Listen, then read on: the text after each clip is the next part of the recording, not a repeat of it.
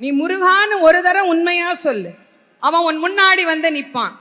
முருகனே வர்ற அளவுக்கு நாங்க என்னங்க அவ்வளோங்க புண்ணியம் பண்ணி இருக்கிறோம் அப்படின்னா, அதுக்காக அருணகிரிநாத சுவாமி நமக்கு சொல்றாரு, கவலையே படாத, அவனுடைய வேல் இருக்கிறது, அவனுடைய மயில் இருக்கிறது, அது உன்னை பாதுகாக்கும். வேல் என்பது ஒரு ஆயுதம்.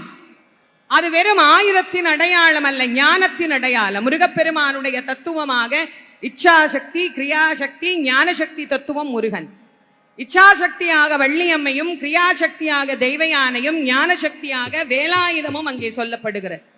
வேல் என்பது ஞானத்தினுடைய பிரதிபிம்பம். ஞானம் எப்படி இருக்கணும் அப்படின்னா, வேலினுடைய வடிவத்தை தான் காட்டுறோம். மேற்பகுதி கூராக இருக்க வேண்டும், நடுப்பகுதி விசாலமாக இருக்க வேண்டும், அடிப்பகுதி ஆழமாக இருக்க வேண்டும். இங்க எங்க பார்த்தாலும் உங்களுக்கு வேல் வச்சிருக்கிறோம்.